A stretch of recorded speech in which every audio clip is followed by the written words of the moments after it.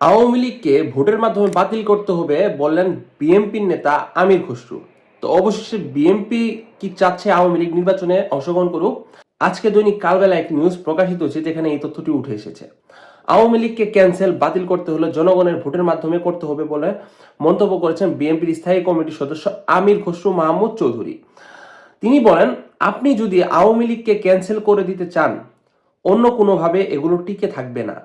ফেসিস্টকে cancel করবেন ভোটের মাধ্যমে চরমভাবে পরাজিত করে। অন্য কোনোভাবে ক্যান্সেল করলে কোনো সফল বয়ে আনবে না। মঙ্গলবার 11 নভেম্বর জাতীয় প্রেস ক্লাবে টেক ব্যাক বাংলাদেশ নাগরিক ভাবনা শীর্ষক আলোচনা সভায় তিনি কথা বলেন।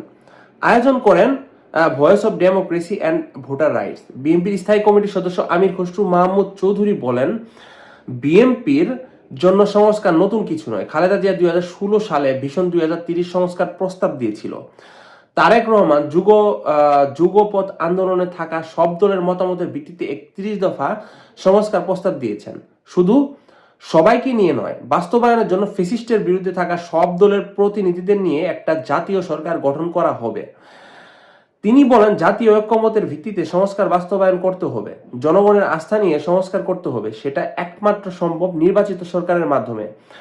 অনির্বাচিত কোনো সরকার তাদের নিজস্ব চিন্তা ভাবনা ও দর্শনের যেভাবে সংস্কার করার সুযোগ নেই, সেসব সংস্কার ঐক্যমতে আছে যেগুলো বাস্তবায়নে আমাদের কোনো আপত্তি নেই। বিএনপির এই সিনিয়র নেতা বলেন, জনগণকে বাইরে রেখে যে বয়ান তৈরি করা হচ্ছে তা জাতির কাছে গ্রহণযোগ্য নয়।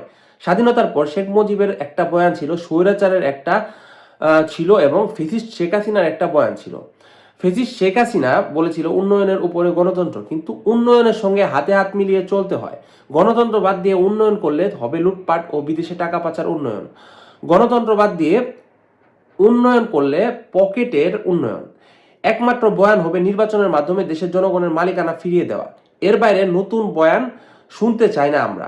আমির খসরু আরো বলেন, আমরা 31 দফা সংস্কার বাস্তবায়ন করাতে আমরা প্রতিজ্ঞাবদ্ধ। 16 বছরের জলে পুড়ে খাঁটি সোনায় পরিণত হয়েছে বিএনপি। ত্যাগ জুলুমের মধ্যে দিয়ে বিএনপি নতুন বিএনপিতে পরিণত হয়েছে। বিএনপির নেতাকর্মীরা ত্যাগ করতে শিখেছে, রক্ত দিতে শিখেছে ও জীবন দিতে শিখেছে। আমরা গণতন্ত্র, মানবাধিকার ও ভোটাধিকার ফিরিয়ে পাওয়া লড়াই থেকে থামবো না। তো এই হচ্ছে আজকে গুরুত্বপূর্ণ নিউজ। তো আওয়ামী লীগকে নির্বাচনে অংশগ্রহণের জন্য বিএনপির কোনো ধরনের কোনো মন্তব্য নেই। তারা চাচ্ছেন আওয়ামী লীগ নির্বাচনে অংশগ্রহণ করুক এবং চরমভাবে হারুক, যার পর আওয়ামী লীগ বাংলাদেশ থেকে এমনি এমনি বিতাড়িত হয়ে যাবে। তো এই বিষয়টিকে আপনারা কিভাবে দেখছেন তা অবশ্যই কমেন্ট করে জানাবেন। আর এমন আরো গুরুত্বপূর্ণ ভিডিও আপনি সবার আগে পেতে আমার চ্যানেল সাবস্ক্রাইব করুন। ধন্যবাদ সবাইকে পুরো ভিডিওটি দেখার জন্য।